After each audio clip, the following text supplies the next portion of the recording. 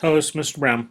This podcast is mainly for CNT120 and review for CNT125 about our OSI model. Kind of the history of creation of, why we have it, and then the layers and the breakout of each layer and some details of each layer. This is most likely going to be a couple part podcast, but we'll barge in and get as far as we can. First thing we want to look at with our OSI model is where did it come from? The OSI model was created by the ISO, International Organization for Standardization. If we take a quick second and look at their website, their about area kind of tells them what they're about. International Organization for Standardization, basically a global organization of companies, government, this is actually a non-governmental thing, but the companies' global consensus for international trade. Well, if we think back in time to creation of internet and protocols and communications, the idea of getting groups of people together to set these protocols so we could have global communications, that's kind of the genesis of the OSI model. So jumping back over here, this was the group that kind of got the ball rolling on the OSI model. When we're looking at early or late 70s, 1977, ISO began to develop the OSI framework. They had two pieces. They had a model to describe this communications, this international global communications, if you will, and then they also had a set of protocols.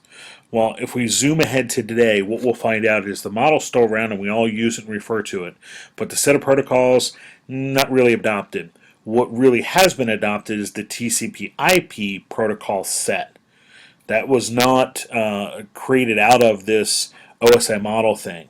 But what we look at today is we have the OSI model that we use to describe communications, but we use the TCP/IP protocols when we're communicating. So they're kind of two different pieces, but we kind of use them together to get the job done.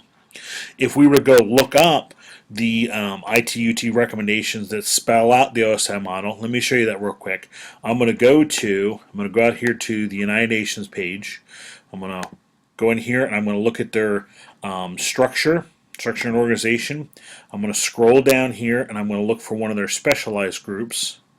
There's their specialized agencies, and I'll find in here the ITU, International Telecommunications Union.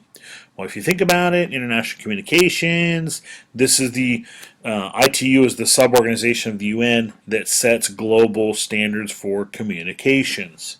If we look at their site, and I believe they have it organized now into standards, or where do they have these now? Oh, wait, here they are, standardization. And we'll scroll down here to the right, and this is where we're looking for, and we should see their standards. And how they have their standards organized is by alphabet. It's almost kind of like an old encyclopedia set. Each letter of the alphabet is a group of standards relating to a certain topic. If we look at the X group, right down here, Data Networks Open System Communication, and pull these up, I'll see the X200 is the Open Systems Interconnection, OSI model. These are literally the standards and documents that describe the model, connection protocol, all those kinds of things. Well, the piece we pretty much look at today is the X200, just the description of the model itself. Here's some evening reading for you if you're having trouble falling asleep. Anyway, there's the X200. That is the standard that specifies the OSI model. So there's kind of the ballpark when it was created and who was created, or the big players in getting it. Well, why was this? Well, again, they were trying to create a model to describe network communication, and they were trying to create a set of protocols. Well, the protocols didn't stand the test of time, but the model still has. So the model today we can still use because it's a reference point for describing how communications happen across the network. And pretty much all network professionals use this and refer to this describing networks, communications, troubleshooting, etc. It will not be uncommon to hear an author or a professor or something say something like, when dealing with layer 3 security, when dealing with layer 4 security, when dealing with layer 2 troubleshooting, when dealing with layer 1 troubleshooting. So they're going to use these terminologies a lot to describe functions that are happening in a certain piece of the network. So this is kind of common knowledge we have to know to be able to convert, to basically read what we have, understand what somebody's telling us, and even help converse. Side note, pretty much every interview I've been in dealing with IT, somebody asks something about the OSI model. You can't get away from it. Secondly, there's even some fun stuff out there. Let me pull up my browser again real quick. There's some fun stuff out here. If we go to the Network World site, there's a blog in here that's titled Layer 8. Well, that should be funny because there's only 7 layers of the OSI model. So we're not going to get away from it. We have to understand it enough to read what we're dealing with, converse, troubleshoot, etc. So it's a common reference point for us. It's actually going to help us study the complex concept of data communications. If you were a mechanic and I said, describe for me in 50 words or less how a car works, you'd be like, oh, I can't do that. Same thing would happen with an IT professional. Describe for me in 50 words or less how a network works. Oh, I can't do that. But I could, if I slice down my network into pieces, I could say, can you describe to me in 50 words or less what is happening at layer 1?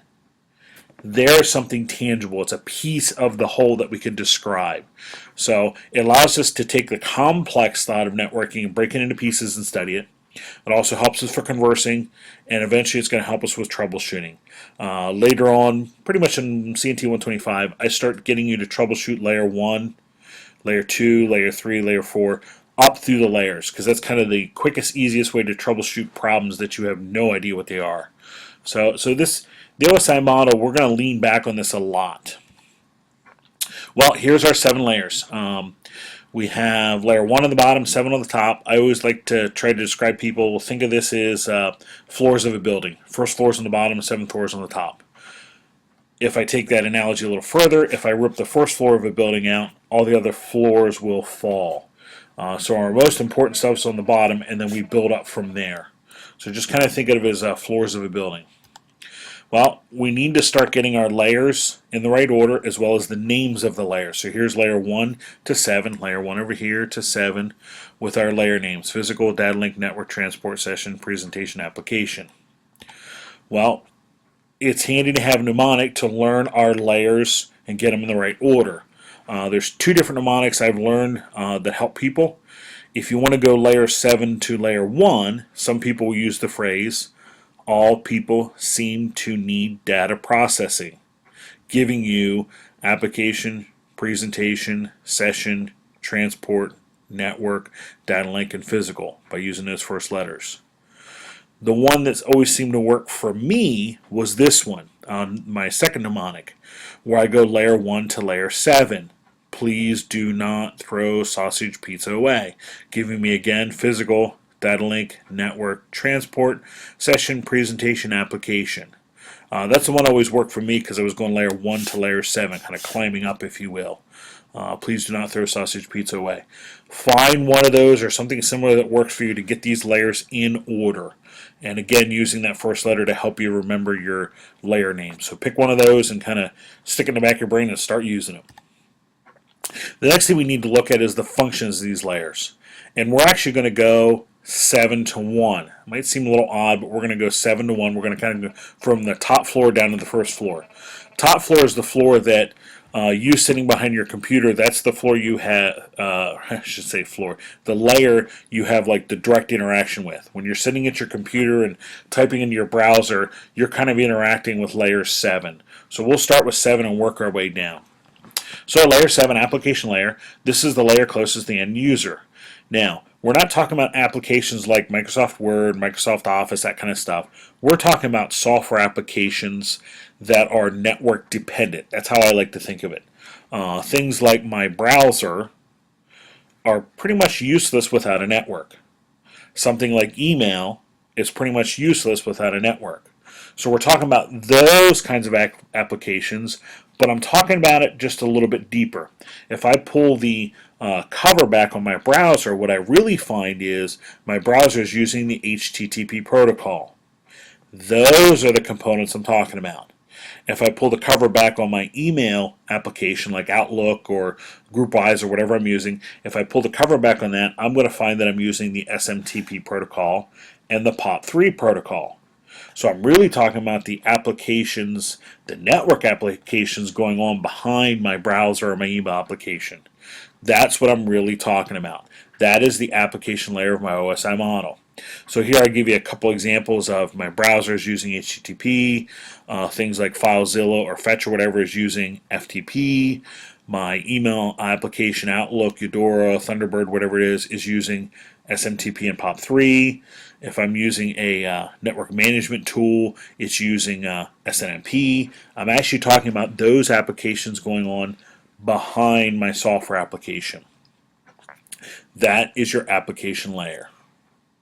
If I move down to layer 6, my presentation layer, this is the layer responsible for taking any data coming from the application layer and formatting it in some way that the receiving end is going to understand this. Because again, we're taking data, we're going to move it through a network for something else to pick up and read, so we need to format this in a certain way that the other end understands. Well, let me ask you this question.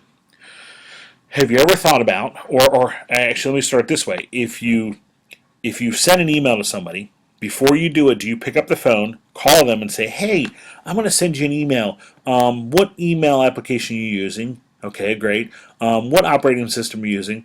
Okay, great. Do you do that? No, I don't. I don't do that when I'm sending email to you, and you don't do that when you're sending it to me, because we don't care.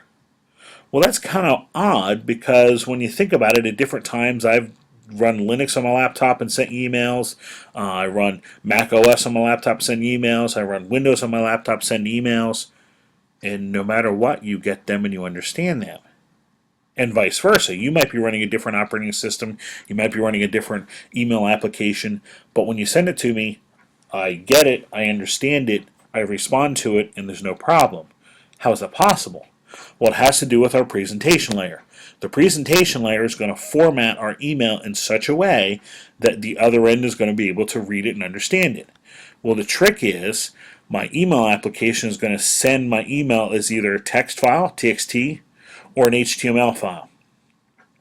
So the other end gets that TXT or HTML file and reads it.